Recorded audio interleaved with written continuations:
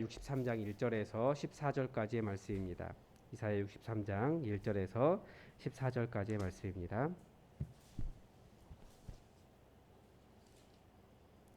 우리 하나님의 말씀을 다 함께 읽겠습니다. 에돔에서 오는 이 누구며 붉은 옷을 입고 보스라에서 오는 이 누구냐? 그의 화려한 의복 큰 능력으로 걷는 이가 누구냐? 그는 나이니 공의를 말하는 이요 구원하는 능력을 가진 이니라. 어찌하여 내 의복이 붉으며 내 옷이 포도즙 틀을 밟는 자 같으냐? 만민 가운데 나와 함께한 자 없이 내가 홀로 포도즙 틀을 밟았는데 내가 노함으로 말미암아 무리를 밟았고 분함으로 말미암아 짓밟았으므로 그들의 선열이 내 옷에 튀어 내 의복을 다 더럽혔음이니 이는 내 원수 갚는 날이 내 마음에 있고 내가 구속할 해가 왔으나 내가 본즉 도와주는 자도 없고 붙들어주는 자도 없으므로 이상하게 여겨 내 팔이 나를 구원하며 내 분이 나를 붙들었음이라. 내가 노함으로 말미암아 만민을 밟았으며 내가 분함으로 말미암아 그들을 취하게 하고 그들의 선열이 땅에 쏟아지게 하였느니라. 내가 여호와께서 우리에게 베푸신 모든 자비와 그의 찬송을 말하며 그의 사랑을 따라 그의 많은 자비를 따라 이스라엘 집에 베푸신 큰 은총을 말하리라.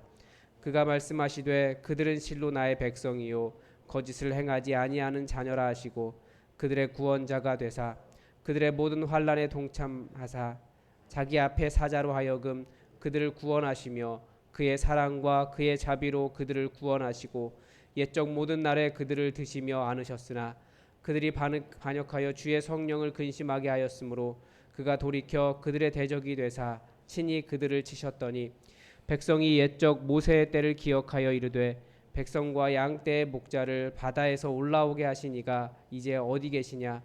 그들 가운데 성령을 두신 이가 이제 어디 계시냐? 그의 영광의 팔이 모세의 오른손을 이끄시며 그의 이름을 영원하게 하려 하사 그들 앞에서 물을 갈라지게 하시고 그들을 깊음으로 인도하시되 광야에 있는 말같이 넘어지지 않게 하신 이가 이제 어디 계시냐? 여호와의 영이 그들을 골짜기로 내려가는 가축같이 편히 쉬게 하셨도다. 주께서 이와 같이 주의 백성을 인도하사 이름을 영화롭게 하셨나이다 하였느니라. 아멘. 네. 오늘은 63장 첫 부분 1절부터 6절까지가 에돔에 대한 심판이 나오고 그리고 이제 그 63장 7절부터 이제 64장 넘어서까지 이제 다른 이야기가 나옵니다.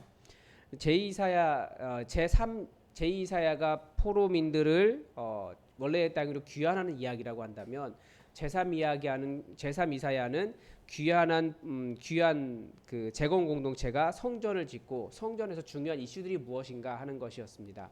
첫 번째가 모든 만민이 다 기도하는 집으로 모일 수 있게 한 수용성에 대한 이야기를 했고 그리고 그 성전을 아름답게 주시는 것에 대한 이야기를 했고 이제는 성전이 아름답게 세워지려면 율법이 세워져야 됩니다. 그래서 모세에 대한 이야기를 하는 겁니다.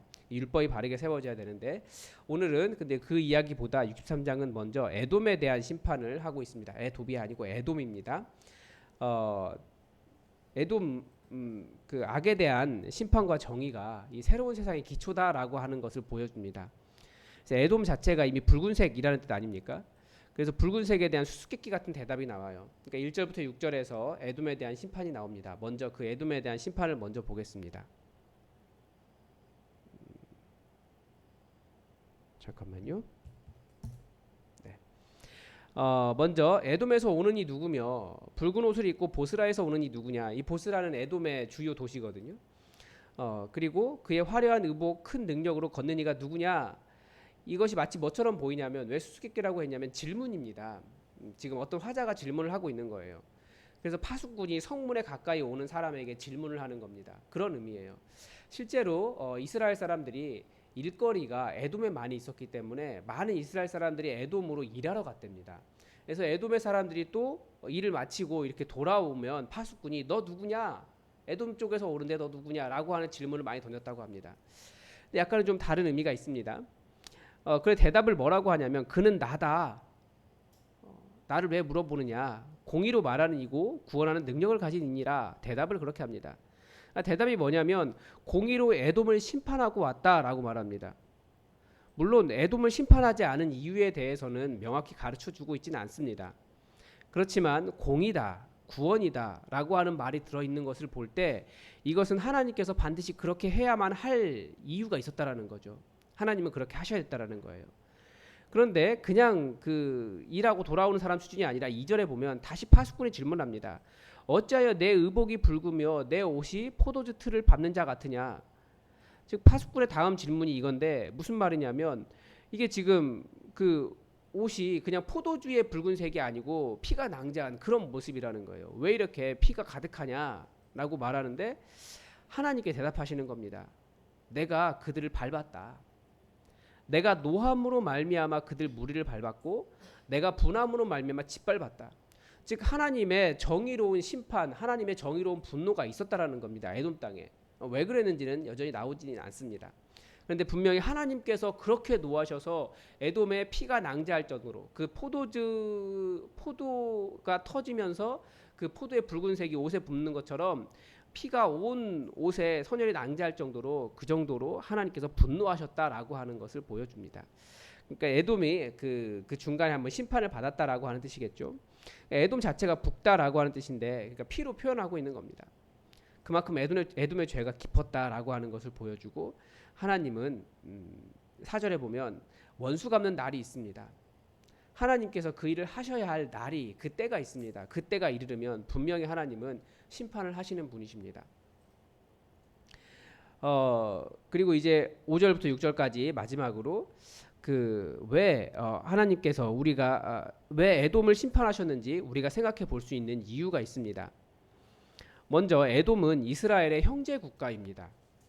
그런데 이스라엘이 망할 때 예레미야나 에스겔에서 뭐라고 이야기하냐면 이스라엘이 망할 때 에돔이 잘됐다 형제가 망하고 있는데 우리는 지금 그 이슬람과의 대립 관계 속에서 이 이스라엘 역사를 보기 때문에 형제 관계가 아닌 것처럼 원수처럼 보고 있지만 사실은 이스라엘과 에돔은 형제 관계입니다. 그러니까 서로 우리가 형제다라고 하는 그런 게 있어요. 그런데 지금은 그렇지 않고 그때도 그랬습니다. 그러니까 이스라엘이 망할 때 에돔이 형제 국가가 망하는데 박수치고 좋아하고 또 저기 문이 뚫렸네 우리 저기 노력하러 가자. 그래서 같이 노력을 했다라는 거예요. 그것 때문에 하나님께서 심판하시겠다라고 말씀하시거든요. 그런데 재건 공동체 돌아오고 난 다음에 에돔이 망합니다. 그러니까 그런 관계를 보여주죠. 또 하나 에돔이 망해야 될 이유가 있다면 지금 성전의 입장에서 바라보고 있는 겁니다. 재건 공동체는 그러니까 성전 재건을 반대했거든요. 성전 재건을 반대하면서 그 본토에다가 상소를 보내는 것도 에돔 사람이었습니다. 왜냐하면 이 사람들이 뭐라고 모함을 한 거죠. 이 너희가 세워지면 다시 그 페르시아에게 어떤 큰 위협이 될 것이다. 그러려고 지금 나라를 다시 세우고 있는 것이다라고 그렇게 반대하는 상소를 올린 것도 에돔 사람입니다. 그래서 에돔이 망하게 될 것이다, 망하게 되었다라고 분명히 이야기하고 있습니다. 5절에서 보면 이 심판이 하나님의 손으로 이야기하고 있는데 이게 약간은 윤리적으로도 그렇고 표현적으로도 좀 이상하긴 하지만 심판은 하나님께서 하시는 고유한 영역이다라고 하는 것을 분명하게 보여줍니다. 그 신천지를 연구하다 보니까 신천지에 그런 이야기가 있더라고요. 하나님을 잘 믿으면 무조건 생명, 복 이렇고 그렇지 않으면 자기에게 삶에 어려움이 있고 그러니까 나이가 들고 뭐 삶이 어렵고 죽어가는 것을 보면 마귀를 따라가는 것이다 이런 게 있더라고요. 그런데 그게 잘못하면 성경의 내용에 보면 복도 화도 여호와 하나님에게서 나옵니다.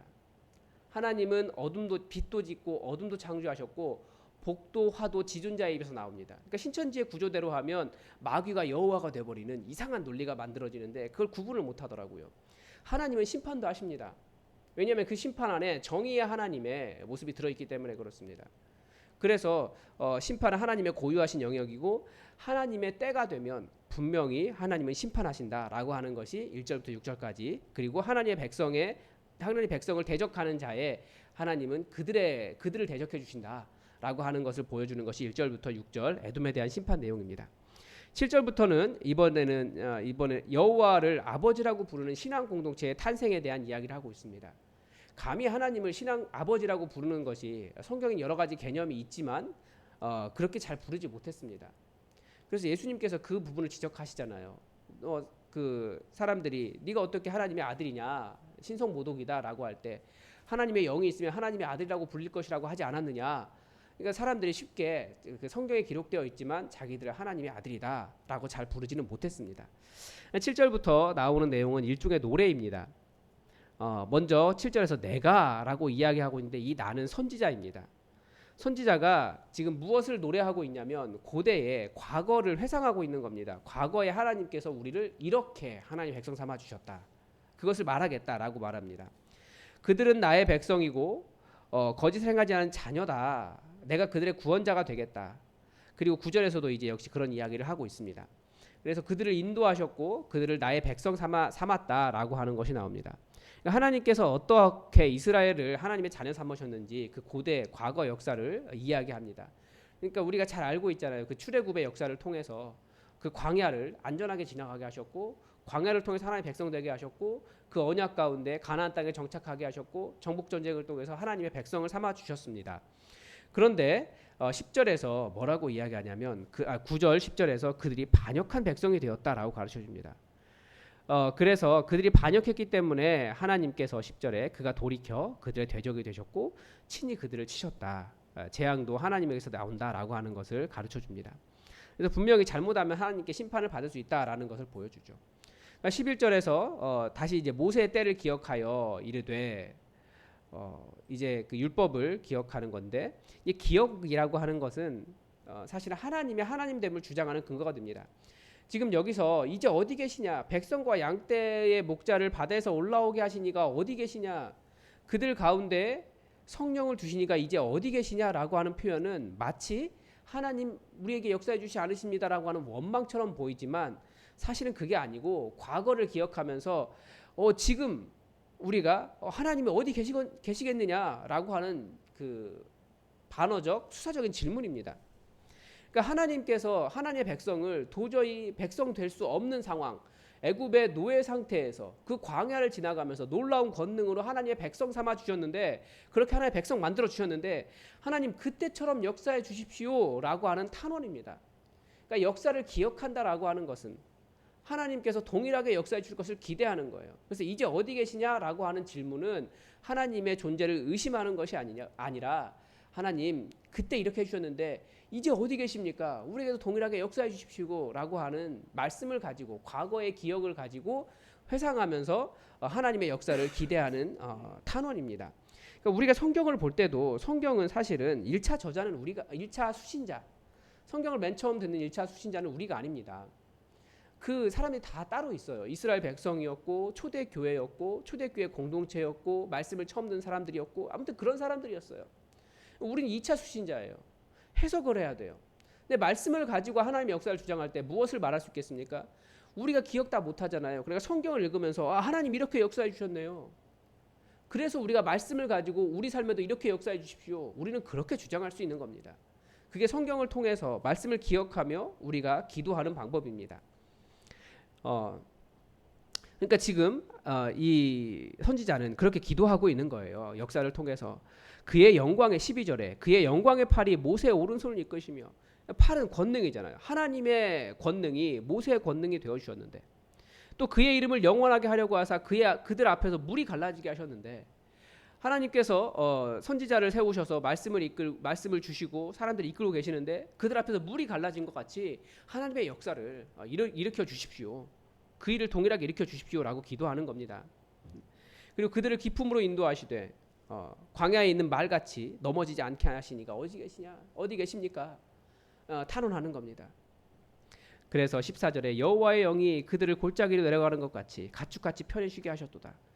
결론적으로 하나님께서 그 모든 일을 통해서 이런 일들을 이루어 주셨고 주의 백성을 인도하셔서 이름을 영화롭게 하셨는데 그 과거의 역사가 그 기억 속에 그 하나님의 역사가 현재 하나님이 되도록 지금 시인은 노래하고 있습니다. 여러분 우리가 또 오늘 말씀을 우리가 다 보았는데 에돔 그리고 하나님 과거를 기억하면서 하나님의 하나님 되심을 우리가 볼 수 있습니다. 우리도 성경을 통해서 그렇게 기도할 수 있어요. 다시 말씀드리지만 성경은 하나님의 역사하심에 대한 기록입니다. 하나님을 만난 사람들이 그 1차 수신자가 된 그 사람들이 하나님에 대한 것을 기록해 놓은 거예요. 우리도 동일하게 그 말씀 붙잡고 하나님 말씀에 기록된 대로 역사해 주십시오. 그 하나님 어디 계십니까? 혹시 하나님께 원망할 만한 것이 있습니까? 하나님을 원망할 것이 아니라 그 하나님 어디 계십니까? 우리도 그 말씀을 근거로 하나님께 간구하면서 우리에게 역사해 주실 것을 우리도 같이 이렇게 기도할 수 있습니다. 여러분, 오늘도 본문을 다 보았는데 하나님께서 여러분에게 무엇을 말씀하셨습니까? 성령님께서 여러분 마음에 도전하신 것이 분명히 있을 겁니다.